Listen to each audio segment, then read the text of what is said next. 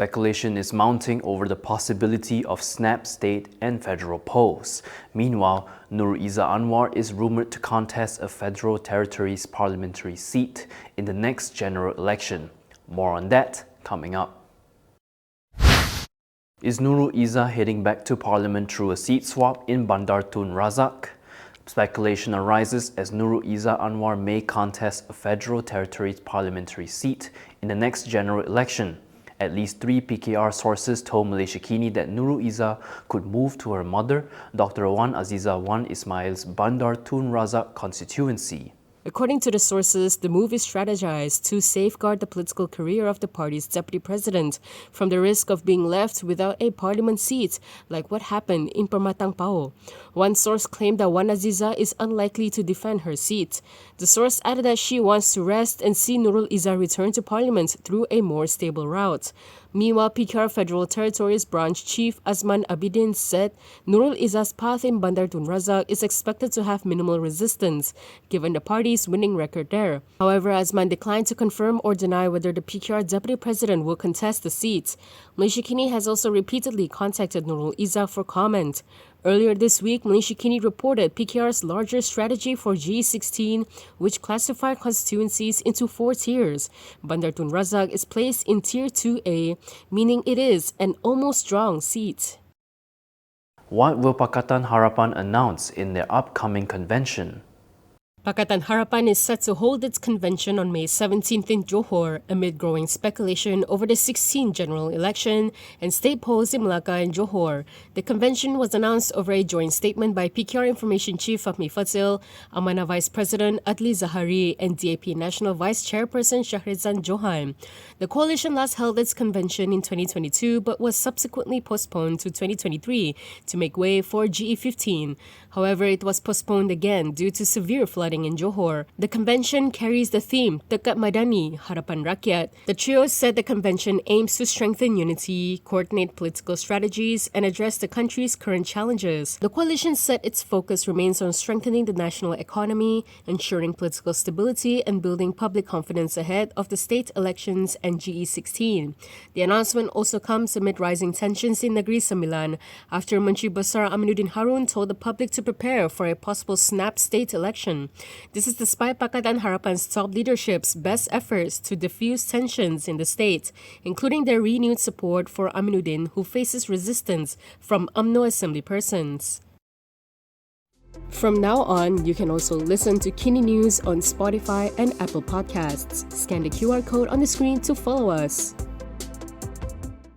Will failure to comply with the Selangor ruler's decree trigger nationwide police reports? PAS Youth has demanded apologies from Prime Minister Anwar Ibrahim, Communications Minister Fahmi Fadzil, and DAP Assembly Person for Sri Kebangan, Wong Siew Kee. The issue? Alleged defiance of the Sultan Selangor's decree on pig farming.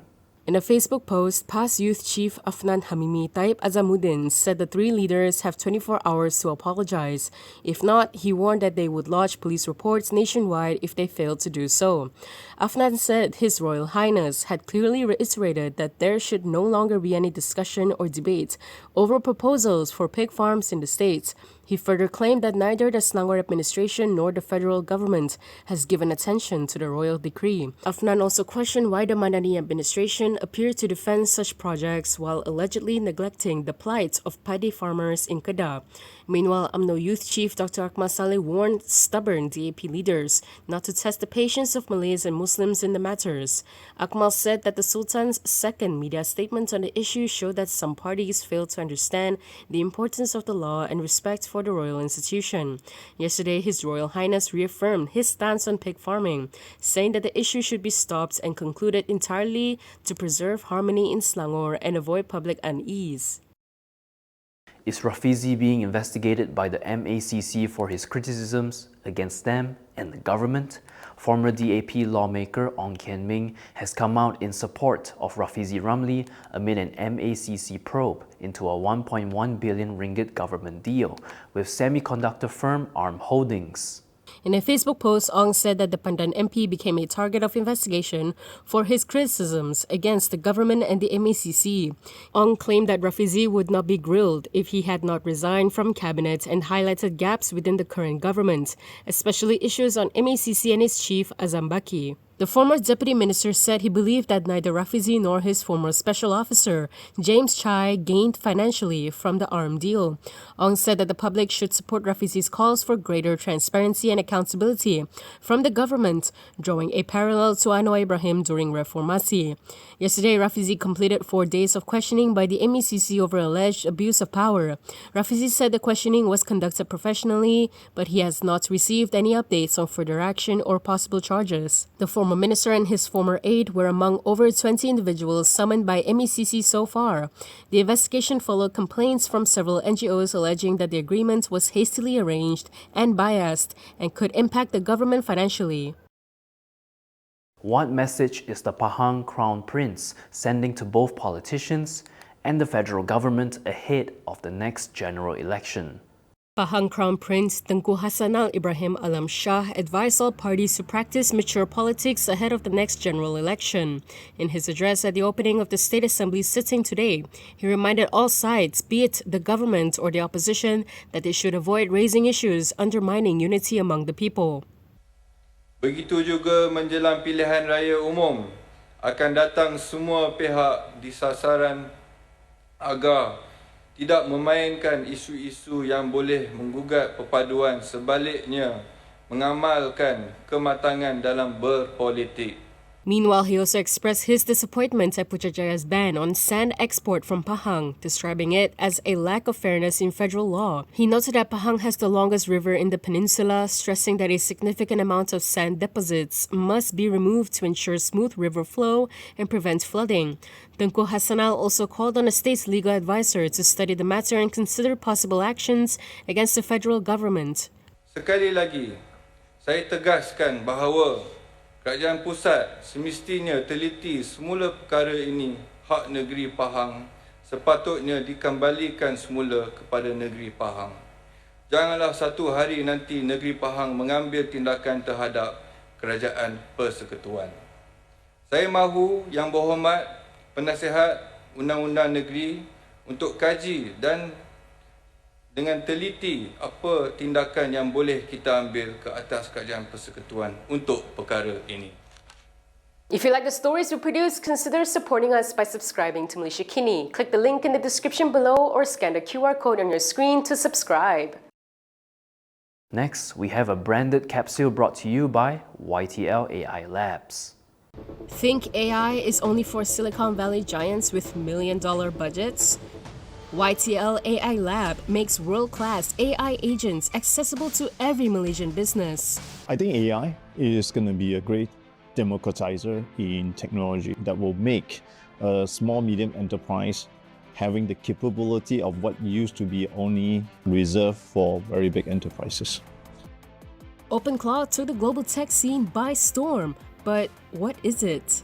AI that doesn't just talk but works. It shifts from reactive chatbots to autonomous digital employees that plan and execute complex business tasks. It will be able to pre-plan some of your meetings by Razak to do a briefing of your schedule throughout your day at 7 a.m.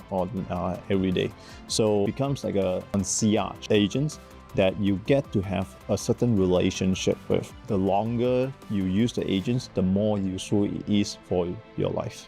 SMEs face a Silicon Valley price tag, but IlmuClaw changes the game. It removes OpenClaw's technical friction, letting businesses launch powerful AI agents with just a few prompts. IlmuClaw is essentially a large language model that we have developed for local market. We collaborated with NVIDIA Frontier Lab to create.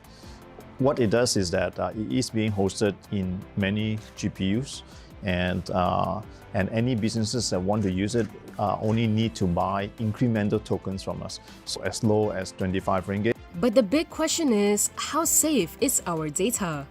Our GPUs, our servers are all being residing in Malaysia. The way that we build our servers is in accordance to the top cybersecurity requirement that is on par with the security that is mandated even by the financial sectors. And that is all from me today. For more stories, you can go to kinitv.com. You can also follow us on Instagram, X, YouTube, and Facebook for the latest news updates. If you'd like to support independent media, do consider subscribing to Malaysiakini.com. I'm John. Thanks for watching.